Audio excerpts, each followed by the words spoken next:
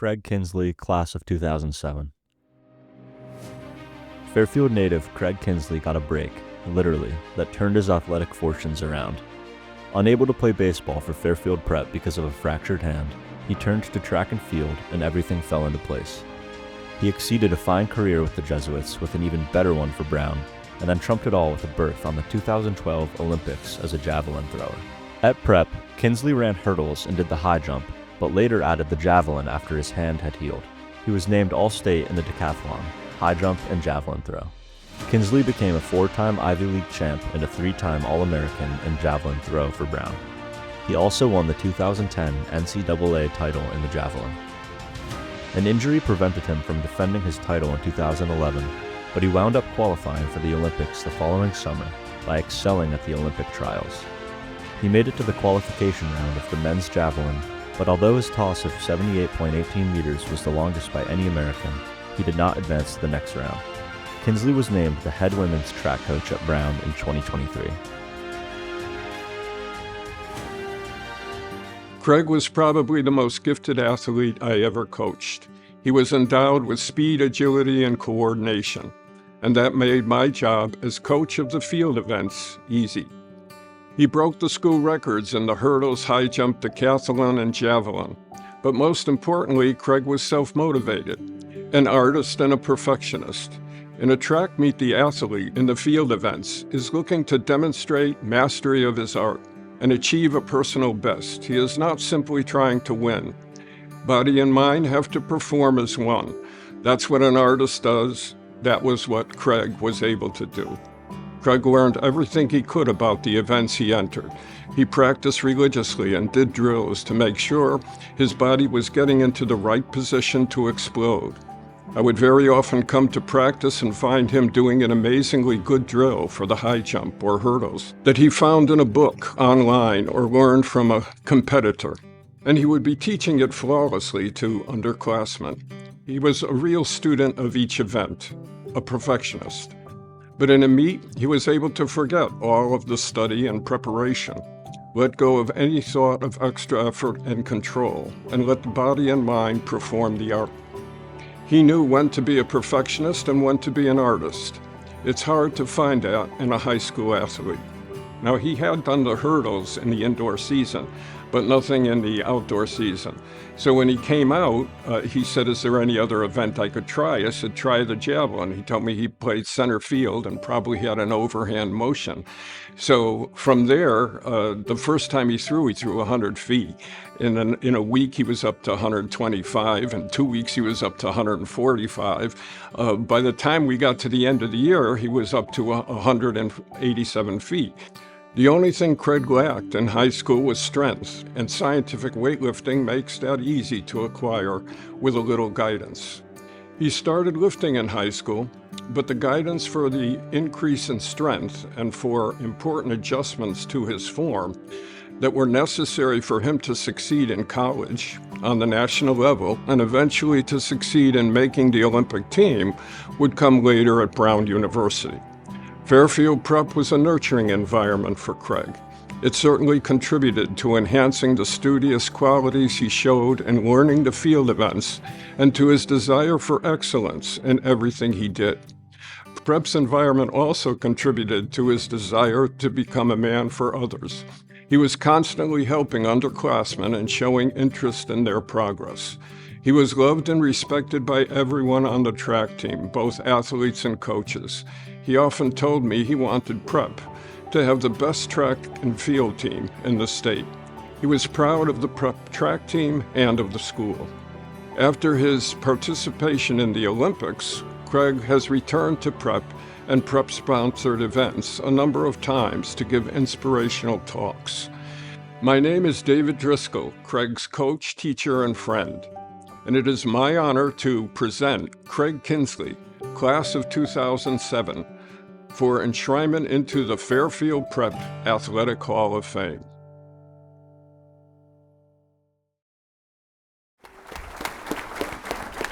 Ladies and gentlemen, please welcome Mr. Craig Kingsley, class of 2007.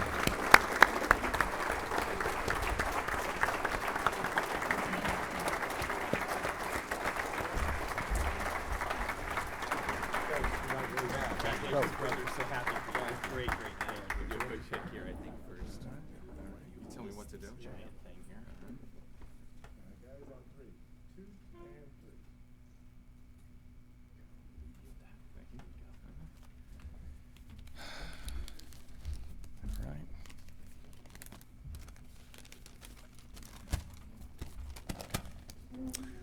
All right, well, thank you. Thank you, Dave. That was awesome. I really appreciate it. And thank you to all the great people at Fairfield Prep who have helped me and supported me along the way. I'd like to thank Kathy for all the legwork on this event. It's been a lot of fun so far. And I want to thank my wife, Kat, for being more competitive than myself and for supporting me in all athletic endeavors. I want to thank my parents for teaching me how to be a great parent to our 3-year-old son by never expecting more from me than my best, which is great parenting, in case you were wondering.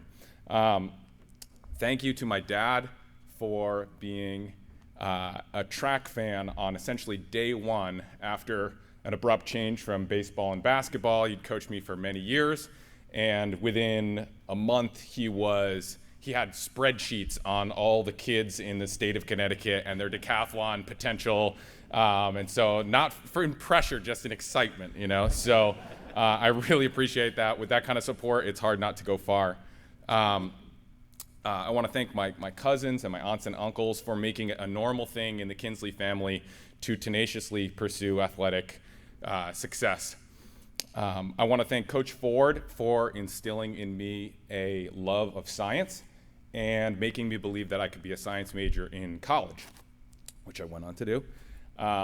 Never would have imagined that, and I appreciate that. And a normal lesson in Coach Ford's physics class at the time would have been, okay, so Kingsley is standing on top of a 100-meter tall cliff, and he throws a squirrel at 30 meters per second at 45 degrees, and remember, we're in a vacuum here. How far does the squirrel travel?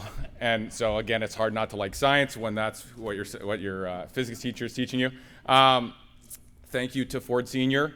for being an incredible source of positive energy through my time with Brown Track, and for one of the best lessons that I learned in track and field and also in life.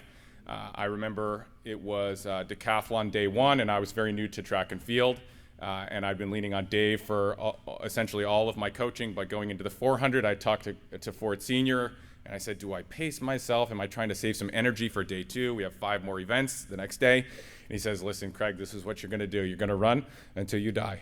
And, and he said, and then we'll come back tomorrow, and we'll do it all over again. And that was great advice. And a final thank you to Dave for being the best possible coach that I could have had. And after some years of coaching in team sports, where not that track isn't a team sport, but where politics are a little bit more part of the game, it was a real breath of fresh air to come to Dave. And while we had differing levels of commitment across the team, Dave had the best possible approach to track and field coaching that I've ever come around. And his idea was, I will put as much energy into you in your athletic development as you're willing to put into yourself. And I was willing to put in a lot of energy. And so Dave started pouring himself into coaching, and not only at the track, but oftentimes at in between classes, because I was in his class before he was my teacher, before he was my coach.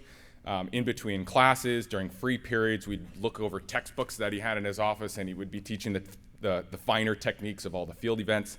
And Dave coached me in the javelin, the high jump, the hurdles, the pole vault, the long jump, the shot, the discus, the decathlon, sports psychology, and certainly the art of sarcasm and dry humor.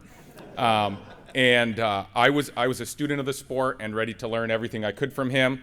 And I was very, very lucky to have a true professor of the sport in Dave. And thank you, everybody.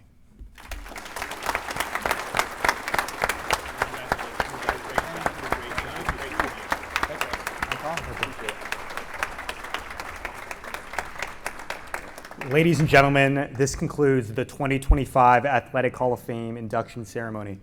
Congratulations to this incredible class of 2025.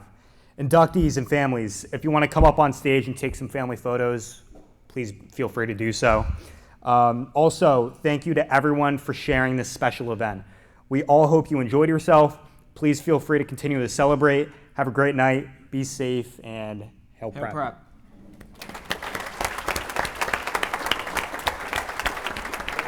Well,